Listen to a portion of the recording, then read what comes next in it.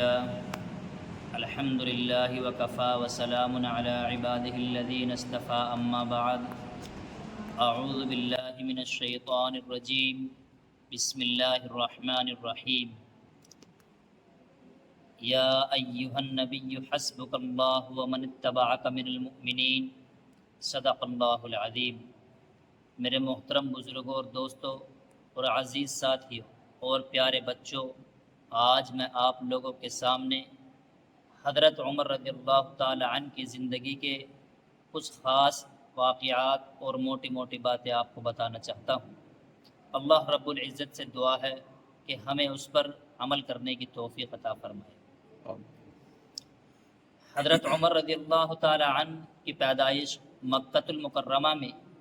سن 584 عیسوی کو ہوئی۔ حضرت عمر رضی اللہ تعالی عنہ قریش خاندان ہی سے تعلق رکھتے تھے اور آپ صلی اللہ علیہ وسلم کا تعلق بھی قریش خاندان ہی سے تھا۔ حضرت عمر رضی اللہ تعالی عنہ کے خاندان کو ایک بہت بڑی فضیلت یہ حاصل تھی کہ آپ کی جڑیں سفارت سے جڑی ہوئی تھیں۔ سفارت سے جڑے ہونے کا مطلب یہ ہے کہ اگر قریش کے خاندان یا دوسرے خاندانوں میں کوئی جھگڑا پیدا ہو جاتا تو حضرت عمر رضی اللہ تعالی عنہ ہی کے بزرگوں کو اس جھگڑے کے ختم کرنے کے لیے یا وہاں پر فیصلہ کرنے کے لیے یا اس بات کو بڑھانے کے لیے، یعنی جو بھی مسئلہ پیدا ہوتا تھا آپ رضی اللہ تعالی عنہ ہی کے بزرگوں کو آگے کیا جاتا تھا، اور وہ اس بات میں بہت ہنر رکھنے والے اور اس بات کے ہونہار ان کے بزرگ کہلاتے تھے۔ حضرت عمر رضی اللہ تعالی عنہ کی کنیت ابو الحفظ ہے۔ کنیت اس چیز کو کہتے ہیں جس سے شجرہ معلوم ہوتا ہے، یعنی ان کے بڑے بزرگ میں سے کوئی ابو حفظ کے نام سے جانے جاتے تھے، تو اسی لیے حضرت عمر رضی اللہ تعالی عنہ کی کنیت بھی ابو فحظ کے ہی نام سے جانی جاتی ہے۔ اللہ کے رسول صلی اللہ علیہ وسلم نے حضرت عمر رضی اللہ تعالی عنہ کو فاروق اعظم کا لقب دیا تھا۔ حضرت عمر رضی اللہ تعالی عنہ لڑک پن میں ہی آپ کو اونٹ چرانے کا بڑا شوق تھا، اور جب آپ نے جوانی کی دہلیز پر قدم رکھا تو آپ نے نسب گری اور سپہ سالاری، اور آپ نے گھوڑوں کی سواری، اور آپ کو پہلوانی کا بڑا شوق تھا۔ اسی لیے آپ ملک عرب کے بڑے بڑے پہلوانوں میں گنے جاتے تھے۔ اہل عرب اور دور جہالت میں حضرت عمر رضی اللہ تعالی عنہ کے یہاں پر ایک بازار بہت بڑا لگا کرتا تھا، وہاں پر ہر طریقے کے فنکاروں کا اجتماع ہوتا تھا، اور اس اجتماع میں بہت بڑے بڑے پہلوان آتے تھے، اور اکثر حضرت عمر رضی اللہ تعالی عنہ وہاں پر کشتی لڑنے کے لیے جاتے تھے۔ اسی لیے آپ کو جانے مانے ملک عرب کے پہلوان کے نام سے بھی جانا جاتا تھا، یعنی جن کو اللہ کے رسول صلی اللہ علیہ وسلم نے دنیا میں ہی جنت کی خوشخبری سنا دی تھی۔ حضرت عمر رضی اللہ تعالی عنہ اللہ کے رسول صلی اللہ علیہ وسلم کے سسر بھی ہیں، اور حضرت عمر رضی اللہ تعالی عنہ ہی سے 539 احادیث مروی ہیں۔ 500 احادیث آپ رضی اللہ تعالی عنہ سے مروی ہیں۔ حضرت ابن عباس رضی اللہ تعالی عنہ فرماتے ہیں کہ جب حضرت عمر رضی اللہ تعالی عنہ ایمان لے کر آئے تو مشرکوں نے منہ نوچنے شروع کر دیے، اپنے آپ کو بہت وہ سمجھنے لگے کہ اب ہمارا کیا ہوگا، یعنی اپنے آپ کے اوپر انہوں نے خوف طاری کر لیا اور کہنے لگے کہ عمر کے ایمان لانے سے آج ہم سے مسلمانوں نے اپنا سارا بدلہ پورا کر لیا ہے۔ تب اللہ کی طرف سے یہ آیت نازل ہوئی، یا ایھا النبی حسبک اللہ ومن اتبعک من المؤمنین، کیا محمد صلی اللہ علیہ وسلم تم ان لوگوں سے یہ کہہ دیجئے کہ آپ کے لیے اور آپ کے ماننے والوں کے لیے صرف اللہ ہی کافی ہے۔ حضرت ابن مسعود رضی اللہ تعالی عنہ فرماتے ہیں کہ جب حضرت عمر رضی اللہ تعالی عنہ ایمان لے کر آئے تو اسلام کا بول بالا ہوتا چلا گیا، اسلام کو بڑھاوا ملتا گیا اور اسلام پھیلتا گیا۔ حضرت ابن مسعود رضی اللہ تعالی عنہ ہی یہ فرماتے ہیں کہ جب حضرت عمر ایمان نہیں لائے تھے تو ہم خانے کعبے میں نماز بھی نہیں پڑھتے تھے، ہمیں پریشان کیا جاتا تھا، اور عمر کے ایمان لانے کے بعد ہم میں اللہ نے اتنی ہمت دی، اتنی طاقت دی، اتنی قوت دی کہ ہمارا اتنا حوصلہ بڑھا، ہمارے اتنے قدم جمے کہ ہم خانے کعبے میں نماز بھی پڑھنے لگے۔ عمر کے ایمان لانے کے بعد ہم نے طواف بھی کیا، عمر کے ایمان لانے کے بعد ہم خانے کعبہ کی دیواروں سے چپٹ کر بیٹھتے تھے، عمر کے ایمان لانے کے بعد ہم کافر و مشرکوں کو جواب دینے لگ گئے تھے۔ عمر کے ایمان لانے کے بعد ہم ان سے بدلہ لینے کی ترکیبیں سوچنے لگ گئے تھے، یعنی اتنا جلوہ، اتنا دبدبہ حضرت عمر رضی اللہ تعالی عنہ کے ایمان لانے کے بعد۔ حضرت اللہ کے رسول صلی اللہ علیہ وسلم نے حضرت عمر رضی اللہ تعالی عنہ ہی کے بارے میں یہ فرمایا کہ اگر میرے بعد کوئی نبی ہوتا تو وہ عمر ہوتا۔ اللہ کے رسول صلی اللہ علیہ وسلم نے فرمایا کہ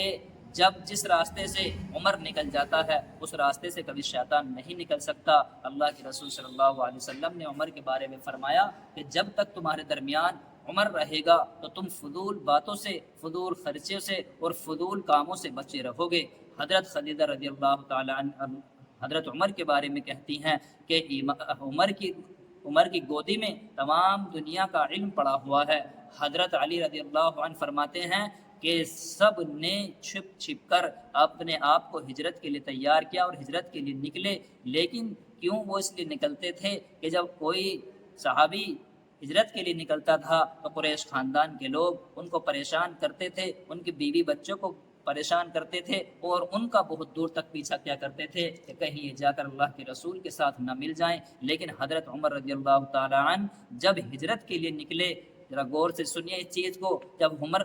ہجرت کے لیے نکلے تو آپ نے کسی سے نہیں پوچھا، گھوڑا اپنا تیار کیا، ایک ہاتھ میں ننگی تلوار لی اور دوسرے ہاتھ میں تیر لیے اور اپنے اوپر کمان تانی، اپنی پشت پر کمان تانی اور سیدھے خانہ کعبے میں پہنچے۔ آپ نے وہاں جا کر 7 مرتبہ خانہ کعبے کا طواف کیا اور 2 رکعت نماز مقام ابراہیمی کے پاس پڑھی، اور جب وہاں سے فارغ ہوئے تو سیدھے قریش خاندان کے بڑے بڑے سرداروں کے پاس پہنچے اور ایک ایک سے پکڑ کر کہا کہ اگر کسی کو اپنی بیوی کو بیوہ کرنا ہو، کسی کو اپنے بچوں کو یتیم کرنا ہو، کسی کو اپنی ماں کو اکیلا چھوڑنا ہو تو وہ آ کر عمر سے مقابلہ کر لے۔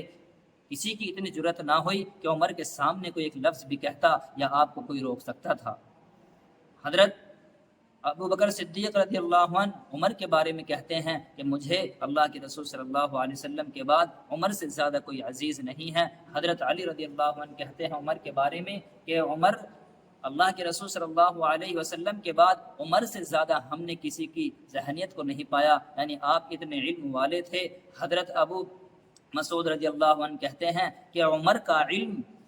ایک پلڑے میں رکھ دیا جائے اور ساری دنیا کا علم ایک پلڑے میں رکھ دیا جائے تو عمر کے علم والا پلڑا جھک جائے گا اور ہم اسی کو ترجیح دیں گے۔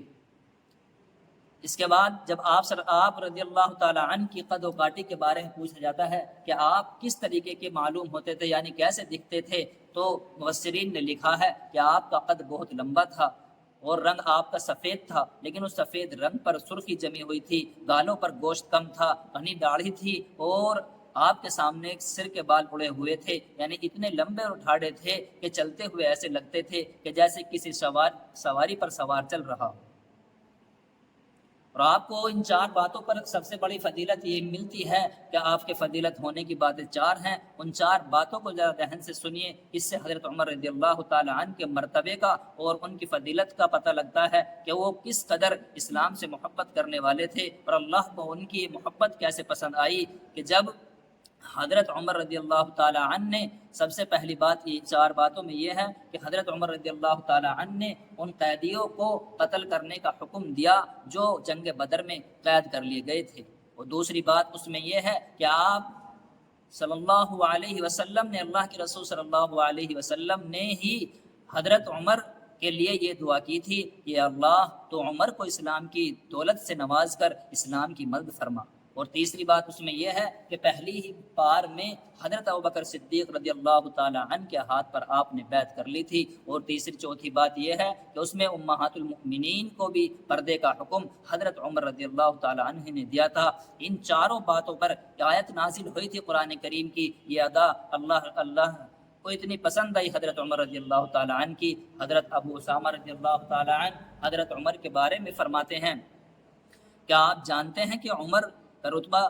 حضرت عمر کا اور علی کا رتبہ اسلام میں کیا ہے؟ آپ جانتے ہیں ان کا رتبہ یہ ہے کہ حضرت عمر اور علی اسلام کے لیے ماں اور باپ کی حیثیت رکھتے ہیں، اور جب آپ نے خلافت شروع کی، آپ کی خلافت جب شروع ہوئی تو آپ کو مسلمانوں نے خلیفہ چنا، تو کسی نے بنا چو چرا کے آپ کو اپنا خلیفہ مانا اور آپ کے ہاتھ پر بیعت کی اور آپ کو خلافت کرنے کے لیے حکم دیا گیا کہ آپ ہمارے خلیفہ بن جائیے۔ جب آپ کو خلافت ملی تو آپ نے ابو عبیدہ کو ہی شام کے لشکر کا سپہ سالار بنا کر بھیجا تھا، اور جب آپ کو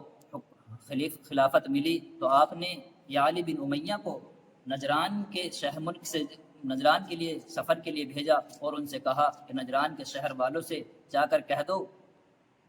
شہر ہے،